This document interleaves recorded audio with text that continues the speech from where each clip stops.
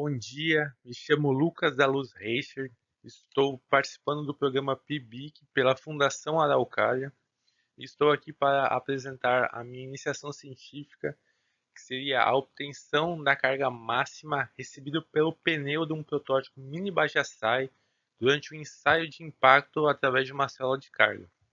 Como autor Lucas da Luz Reichert, orientador Gustavo Adolfo Velasquez Castilho, somos do Centro de Engenharia e Ciências Exatas de Foz do Iguaçu. A introdução, o programa Bajasai, ele oferece aos estudantes de engenharia uma experiência prática no desenvolvimento de veículos off-road, podendo participar de todas as etapas, desde o projeto, a fabricação e os testes. Esses protótipos, eles acabam competindo em provas que simulam condições reais, como de resistência e de manobrabilidade. E a redução de massa nesses casos é essencial para melhorar o desempenho e a eficiência energética, mas é necessário equilibrar isso com a segurança para a longevidade do projeto. Ensaios experimentais, como o drop test, ajudam a identificar as forças de impacto enfrentadas durante a competição. E a extensometria ela é usada então para medir essa força com precisão.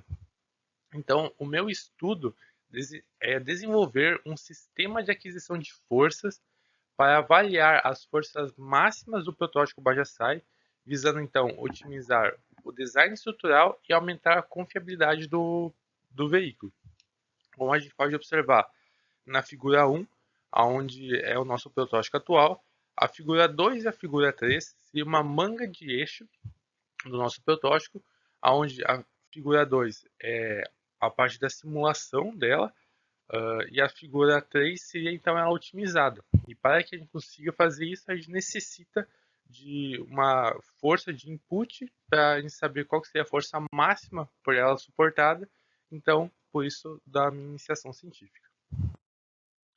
Como o objetivo principal então é desenvolver e aplicar uma célula de carga para medir a força máxima recebida pelo pneu durante o ensaio de impacto.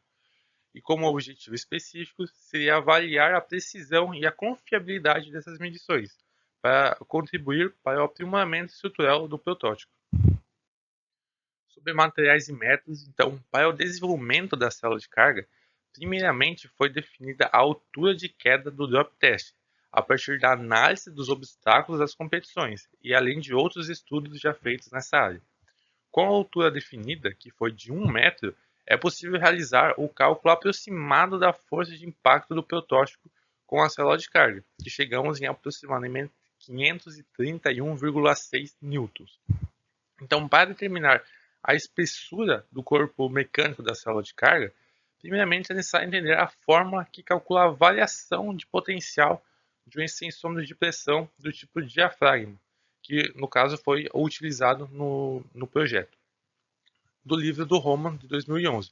Como a gente pode observar na figura 4, seria então uma situação crítica do nosso projeto, que seria o salto dele, e a figura 5 então seria o desenho mecânico em software de CAD, né, de desenho, da nossa célula de carga. Então, para o dimensionamento correto, foi necessário estabelecer uma variação de potencial máxima, levando em consideração então a forma do Roman apresentada no slide passado. E para isso, foi utilizado o datasheet do Arduino, juntamente com o datasheet do amplificador operacional INA 125P, para que a variação de potencial não ultrapassasse o range do Arduino, que é de 0 a 5 volts. Então, no contexto da medição da força, foi utilizado esse sensômetro, juntamente com a ponte de Wilson, devido à sua alta sensibilidade. Como a ponte ela funciona? O sensômetro ele altera sua resistência sob uma deformação mecânica, o que provoca então um desequilíbrio na ponte, resultando então em uma tensão detectável pelo sistema de aquisição, que seria então o Arduino e o amplificador operacional INA 125. E após toda a montagem do sistema da célula de carga, foi realizada a calibração em uma máquina universal de ensaios Aratec. Então a figura 6 é o circuito elétrico já montado e a figura 7 então, é a calibração da célula de carga na máquina. Resultados e discussões. Então, o teste de impacto ele foi realizado com um protótipo e a célula de carga registrou a força de impacto no momento de contato com o solo. Os resultados obtidos foram comparados com trabalhos anteriores, como o de Lima, 2011, que também realizou o teste de impactos com protótipos semelhantes. No trabalho de Lima, a força de impacto registrada foi de aproximadamente 701 newtons, para uma queda de 1 metro e peso de 39,6 kg. O valor registrado nesse experimento foi de 527,58 newtons, o que está dentro da margem de erro esperada, pois o peso do nosso protótipo é de apenas 30 kg. E a gente pode observar, então, na figura 8, o, o gráfico de como foi registrada essa força. A gente pode observar no ponto vermelho a, a força máxima que foi registrada pela célula e depois o comportamento dinâmico do nosso projeto até se estabilizar novamente. Os resultados obtidos com o desenvolvimento da célula de carga para o protótipo Bajasai demonstraram medições de forças próximas ao cálculo teórico. Porém, um fator observado foi a movimentação da célula de carga devido ao deslocamento da suspensão do protótipo.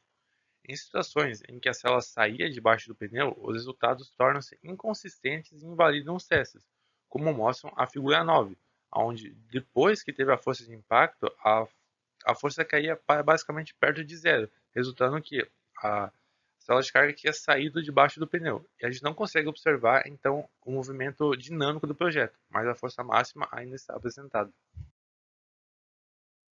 Então, as conclusões: o desenvolvimento da célula de carga para o protótipo Bajasai demonstrou ser um passo significativo para a obtenção das forças aplicadas na suspensão do veículo durante condições de teste.